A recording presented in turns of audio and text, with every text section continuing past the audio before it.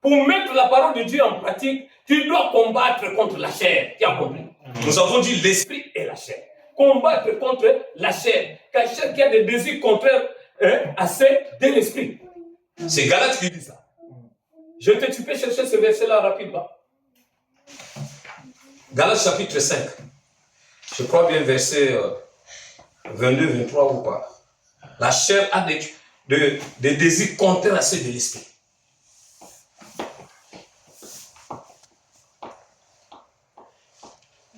Oui, Galates 5. Lève-toi pour lire la parole de Dieu.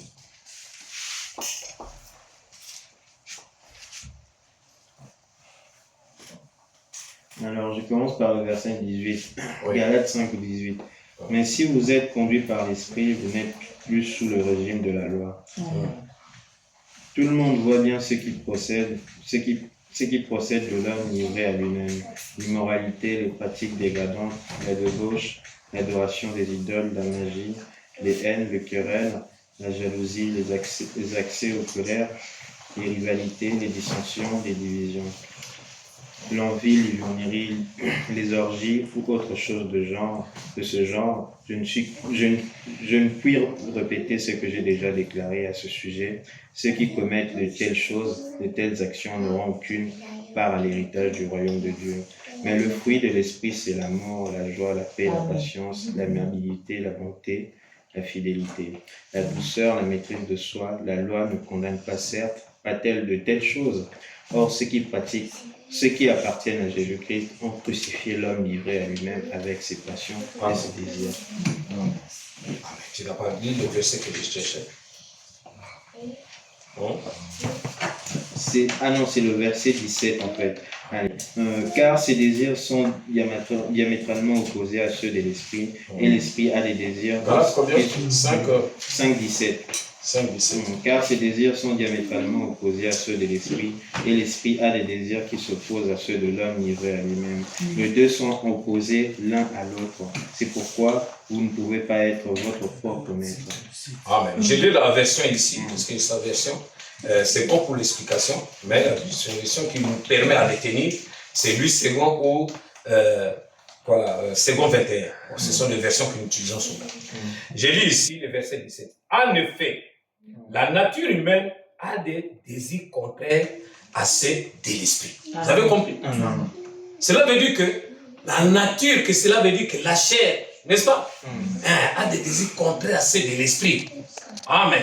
Et l'esprit a des désirs contraires à ceux de la nature humaine.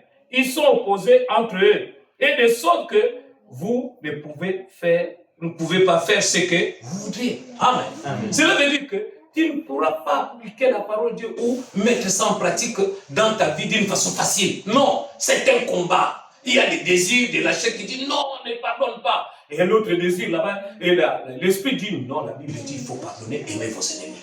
N'est-ce pas? Faites bien à ceux qui vous maltraitent. N'est-ce pas? Priez pour ceux qui vous haïssent. N'est-ce pas? La parole de Dieu le dit. Mais là, tu prends la parole de Dieu, c'est ça l'esprit. Tu marches avec ça.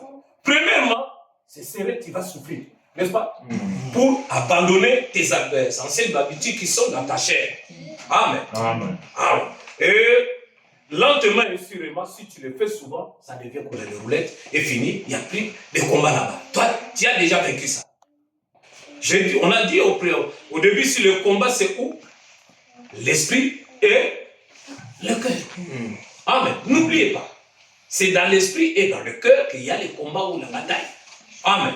Alors, dans ton esprit, tu es habitué à faire ça. C'est comme mon frère Nado, il est là, les yeux fermés. On dit, moi, il sait. Il donne, n'est-ce pas? Parce que c'est déjà entré dans ton esprit. C'est pas ça. C'est écrit dans ton cœur. Mais maintenant, lorsqu'on va te dire d'autres matériels que vous n'avez jamais utilisés, peut-être ça vient de la Chine ou de la Russie, parce qu'ils ont notre codification. On te dit ça. Tu dis, mais c'est ça. Il faut adapter ton esprit lentement et sûrement jusqu'à ce que tu vas t'adapter avec ça. Bro. Parce que tout ce que nous faisons, ce sont des choses qui sont écrites en nous par nos habitudes, n'est-ce pas? En longueur de temps que nous avons vécu ici sur la terre. Les enfants ils sont en train d'apprendre les lettres des hommes. Je vais vous révéler une chose. N'est-ce pas? Lorsque Dieu a dit, si vous mangez les fruits de cet arbre, vous mourrez. N'est-ce pas? Mais on a vu Adam continuer à vivre. Mais ils étaient morts spirituellement. Amen. Mais Adam a fait 900 quelque chose des années. Et nous faisons comme nous. Si quelqu'un a 90 ans, c'est vraiment une grâce. N'est-ce pas? Voilà. Et aux 100 ans, c'est vraiment au-delà, n'est-ce pas? Pourquoi? À cette époque-là, Satan n'avait pas encore maîtrisé Adam de croire à la mort. Vous avez compris? Satan n'avait pas encore instruit Adam pour croire à la mort. Lentement, sûrement, il commençait à lui faire croire à la mort. Et à la fin, Adam est mort. Vrai ou faux? Nous, comme nous naissons dans ce monde, cet environnement mauvais, maussade-là est d'agir avec nous. On nous apprend ça. N'est-ce pas? Et à d'autres, on ne peut pas t'apprendre. Tu vois ça toi-même en train de se manifester. Et tu crois à ça. Et lentement et sûrement. Et tu verras que nous allons mourir. Amen.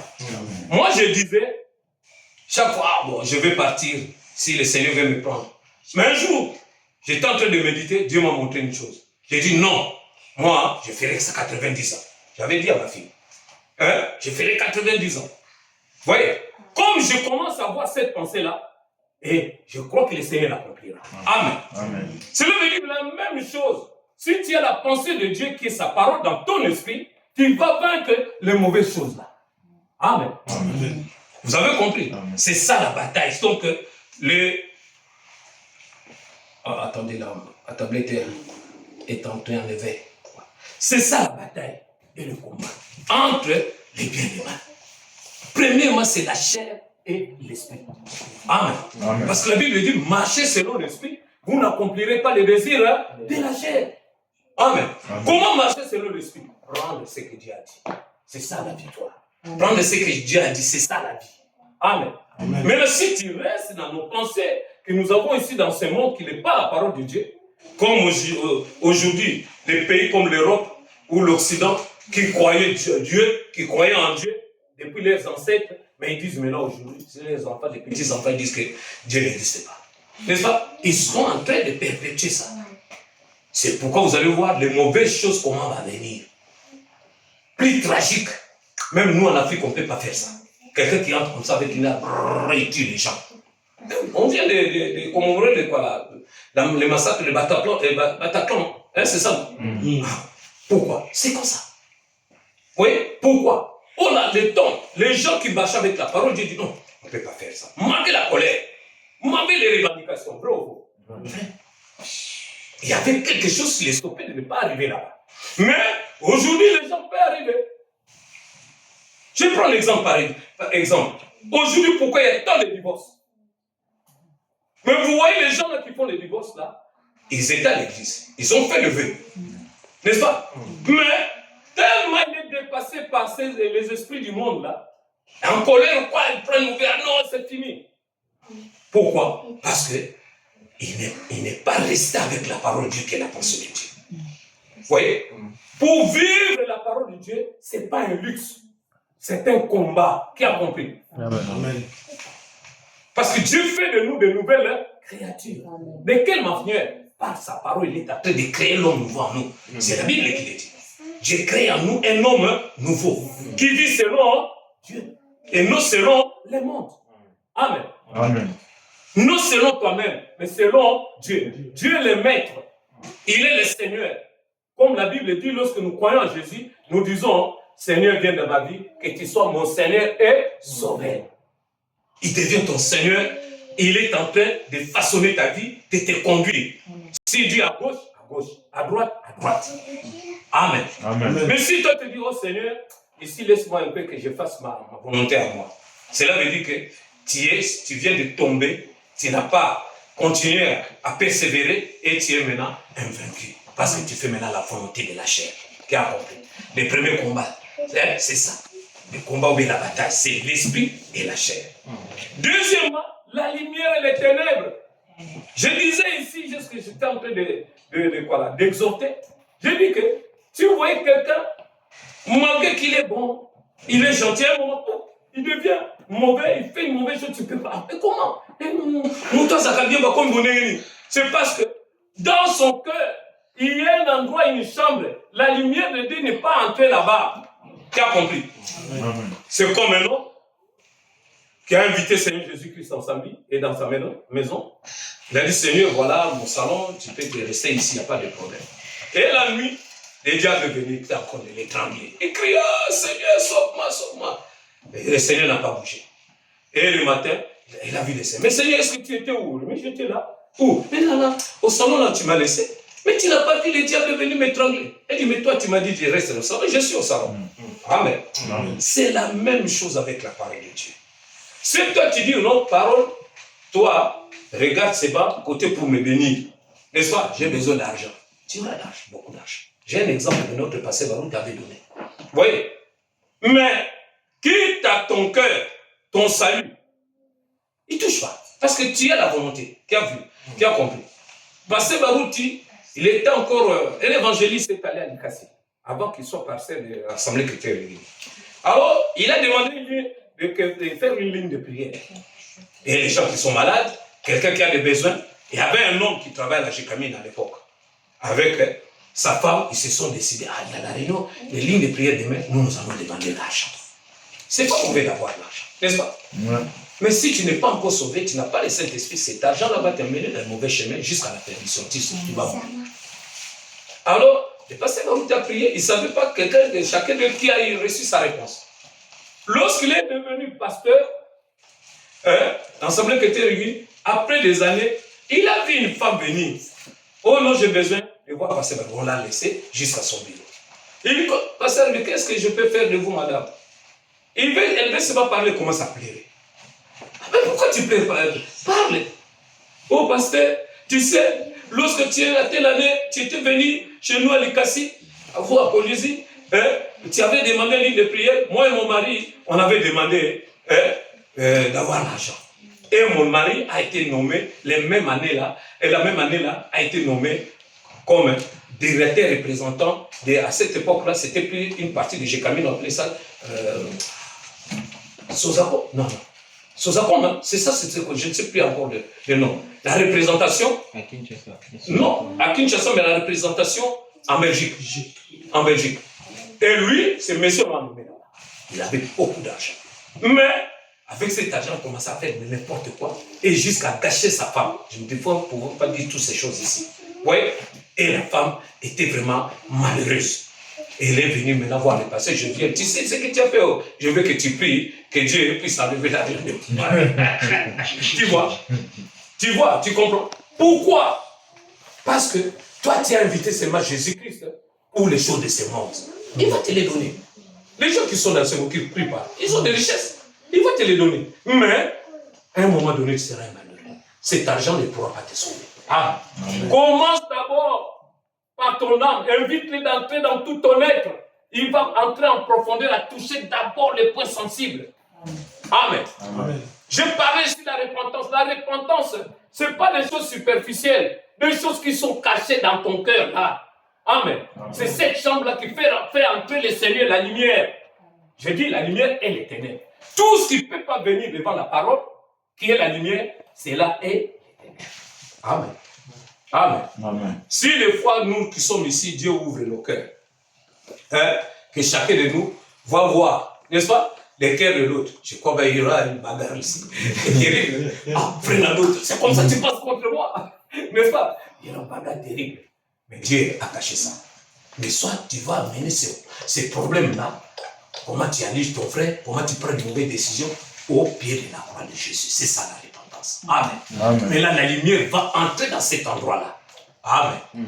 Tu vas payer sincèrement.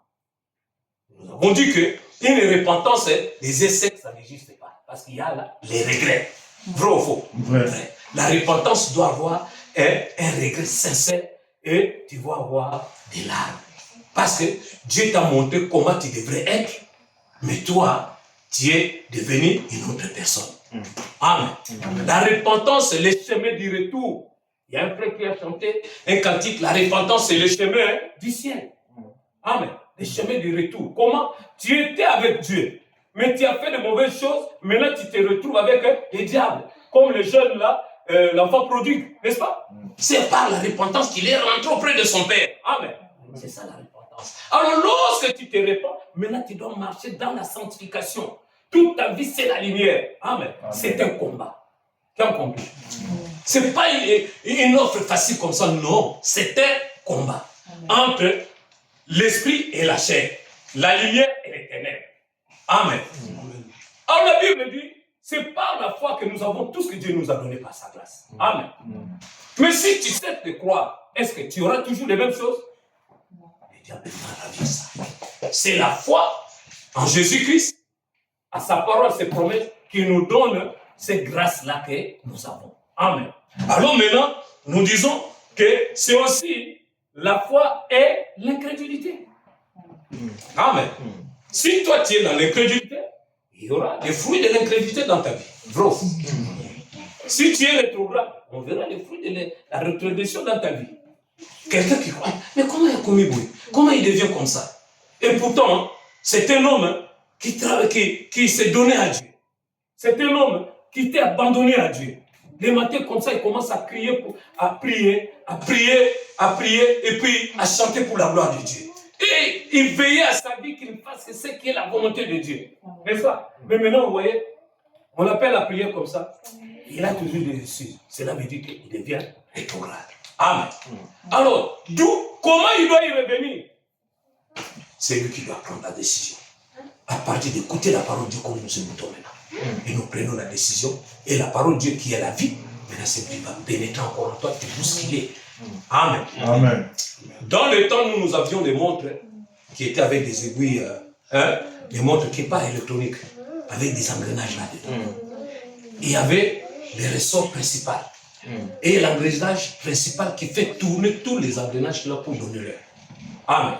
Jésus-Christ doit être le ressort principal et l'engrenage principal dans ton cœur, dans nos cœurs, dans nos vies, pour que nous soyons toujours alignés vers la parole de Dieu. Amen. Amen. On n'est pas fils de Dieu ou fille de Dieu comme une chose simple. Non. Lisez dans la Bible. Les gens qui étaient avant nous, ils sont morts à cause de la vérité. Amen. Amen. C'est pourquoi je dis entre la vérité et l'incrédulité. Ils étaient en train de proclamer la vérité.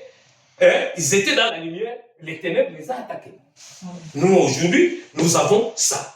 Il ne faut pas blaguer l'évangile que nous avons, c'est l'évangile du sang. Moi, je ne peux pas vous cajoler au sens des poils, vous dire que non, si tu deviens chrétien, tout va bien. Non, c'est le combat. Amen. Amen. Amen. Si tu ne veux pas combattre, cela veut dire que tu es un enfant bâtard. Tu n'es pas un enfant de Dieu. Mais là, le combat, là, Jésus a déjà vaincu. Amen. Amen. Toi, tu combats dans la victoire. Qui a compris? Amen. Tu combats dans la victoire. C'est que toi, tu n'as pas le problème d'échec. Tu es toujours victorieux. Parce qu'à chaque fois qu'il y a une situation, tu invoques le nom de Jésus. Le nom de la victoire. Alléluia. N'est-ce pas? Tu invoques le nom de Jésus. Ce qu'il a fait pour toi, c'est là que se manifestera dans ta vie. Avec la foi. À partir de ta foi. Pourquoi j'ai parlé? La foi et l'incrédulité. Un chrétien, c'est celui qui a la foi.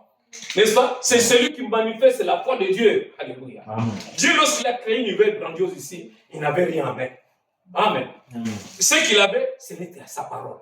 Il l'a prononcé et les choses sont venues à l'existence. Toi qui crois en lui, tu as cette foi-là en toi. Amen. Amen. Alors maintenant, lorsque toi tu es en train de vivre, tu vas manifester la foi de Dieu qui est invisible. Amen. Amen. C'est pourquoi je dis à la fin ici, entre Dieu, Jésus-Christ et le diable en toi. Amen. Amen. Les diables, ce sont des choses de ténèbres qui sont encore cachées en toi. Tu dois combattre pour les ôter de ton cœur. Amen. Amen. C'est toi, c'est moi. Amen. Amen. Parce que Dieu ne peut pas interférer dans ton libre arbitre. Non, il viendra t'enseigner. Lorsque les enfants d'Adam et Ève, Caïn et Abel, n'est-ce pas? Lorsque Caïn a eu une mauvaise pensée de faire du mal à son frère, n'est-ce pas? Dieu ne l'a pas stoppé, mais Dieu est allé lui dire, ne fais pas ça. Amen. Ça se trouve dans la Bible. Vous voyez? Ne fais pas ça. Parce que Dieu nous aime. Mais l'homme, comme l'homme, lui, ne voulait pas écouter Dieu, il a fait sa volonté, la volonté de Dieu. Vrai ou faux? Vrai. Dieu aime un pécheur, mais n'aime pas les péchés. Amen. Amen. C'est pourquoi Dieu n'a pas dit à Abel, fouille, ton frère va te tuer. Non, il est allé dire à qui? À Caïn. Ne fais pas ça. Parce que la décision, c'est Caïn. Comme il n'a pas voulu écouter, Si vous arrivez à la maison, tu dois chercher ces versets, donner aux frères, qu'il va lire ça à la maison, il comprendra que nous avons la part de responsabilité. Ce n'est pas Dieu qui va agir à notre place. Amen. Amen. Aujourd'hui, nous étions seulement en introduction, nous sommes en train de décortiquer un peu. Nous avons dit la foi et l'incrédulité, la vie et la mort. L'incrédulité, le péché amène quoi? À la mort, n'est-ce pas? Mais celui qui est en Christ a la vie. Parce qu'il a tout abandonné. Du monde, de l'homme, n'est-ce pas? Tous les désirs là, il a abandonné. Maintenant, il prend position pour Dieu, pour sa parole. Amen. C'est maintenant la vie de Dieu qui est en train de se manifester en lui. Tu causes avec une personne comme ça, comme cette personne-là a quelque chose de Dieu. Comment? Parce qu'il a une profondeur. Parce qu'on dit que c'est l'abondance du cœur que la bouche parle. Et la vie qui est en train de manifester sans qu'il puisse dire quelque chose. Je crois bien hier, on a médité ici, on était en prière. On dit que nous n'avons pas à nous battre. Oh non, moi je suis chrétien. Non, vivez seulement la parole de Dieu. Cette parole-là va te manifester. Parlera d'elle-même. Ta vie là. Amen. Amen. Oui, la vie que toi tu as reçue de Dieu va parler. Amen. Amen. Ce n'est pas donner ceci et donner cela. Oui, on peut donner parce que la parole de Dieu. Mais ce n'est pas ça qui te donne la vie. Ce qui te donne la vie, c'est ta décision de prendre la position pour la parole de Dieu qui est la vérité, qui est la lumière. Amen. Amen. On dit encore, c'est quoi encore? Le péché, la sainteté. Amen.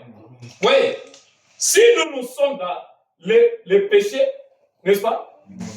Cela veut dire qu'on n'est plus sanctifié, on n'est plus saint. Et il y a un verset dans la Bible ici qui dit,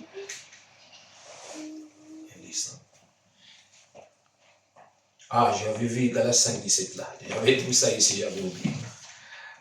Alors je vais vous montrer que le combat, c'est un combat qui est véritable. On dit que depuis le commencement de la Bible, la Bible nous relève que l'homme est confronté à un combat intérieur. Ce qui se passe à l'intérieur de toi, personne ne le voit. À l'intérieur de moi, personne ne le voit, c'est toi-même.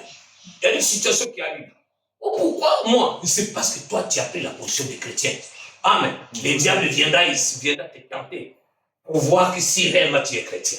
Et Dieu permet ça pour que tu puisses les manifester. Tu as compris? Il dit au diable, tu vois, celui-là, Jackson, c'est mon fils. Hein? Il a pris part pour moi. Et maintenant, une personne qui a un mauvais cœur, il vient te faire n'importe quoi. Dieu, quand tu es pour moi chrétien, parce que tu es chrétien, c'est pourquoi on te fait ça. En toi, il y a des vertus, il y a la vie de Dieu. Maintenant, tu dois manifester ça. Amen. Sans quoi, tu es la même chose avec cette personne, il ne croira plus à ton Dieu. Il dit, oh non, rien, vous faites les blancs pour les chrétiens là. Est-ce qu'il y a un Dieu? Il n'y a rien. S'il est Dieu, comment toi tu agis comme moi? Tu vois? C'est nous qui devons manifester Dieu, prendre la position pour la parole. Et dit, depuis le commencement, la Bible relève que l'homme est confronté à un combat intérieur. Vous voyez? L'apôtre Paul déclare, j'avais déjà dit ça, j'ai lu ça dans Romains 7, 19, j'avais cité ça. Je ne fais pas du bien que je veux faire, n'est-ce pas? Et je fais le mal que je ne veux pas. C'est à l'intérieur. Personne ne le voit. Amen. Alors on dit que ces cris de l'apôtre résument le conflit universel entre la chair et l'esprit. Amen. Jésus lui-même a averti. L'esprit est disposé, mais la chair est faible. Vous voyez, vous avez compris maintenant. Ton esprit est disposé, tu veux faire la volonté de Dieu. Mais ta chair te pousse à faire les contraires. Amen. Maintenant, tu dois combattre. Laisser que l'esprit puisse agir. Amen. Amen. Si toi, tu laisses la partie qui est de la chair dominée, c'est la chair. Et il y a Frère Branham qui a donné l'exemple, il y avait deux chiens. Un homme avait deux chiens en lui qui se battaient, noir et blanc. Et il a posé la question, mais qui combat? Celui que j'ai nourri plus, c'est celui-là qui gagne. Tu comprends? Les deux chiens qui étaient en lui qui étaient en train de combattre. Cela veut dire, chaque fois que toi tu es dans la parole, dans la prière, ta pensée ne divague pas avec des choses inutiles. Avec ton téléphone qui bouffe tout ton temps, n'est-ce pas? Avec la télé ou toutes ces choses inutiles-là. Sache-le qu'il nourrit maintenant quoi? La chair. Amen. Mais si toi, tu es dans la présence de Dieu, de prier, de méditer, n'est-ce pas? Lorsque tu sors, il y a l'adversaire qui vient, tu sauras répliquer avec l'arme que tu as. Alléluia. Amen. Parce que tu étais dans l'entraînement de Dieu. Nous allons arriver là-bas la fois prochaine. Tu étais dans l'entraînement de Dieu. Amen.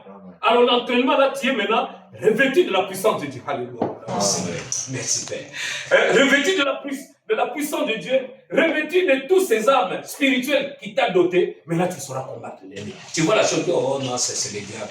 Tu fais ça. Et il y a quelqu'un qui veut te mettre en colonne, tu mets l'amour. Amen. Et il y a quelqu'un qui veut que toi tu te réagisses d'une mauvaise façon, la maîtrise de soi est là. Amen. Parce que tu nourris ton âme de choses spirituelles.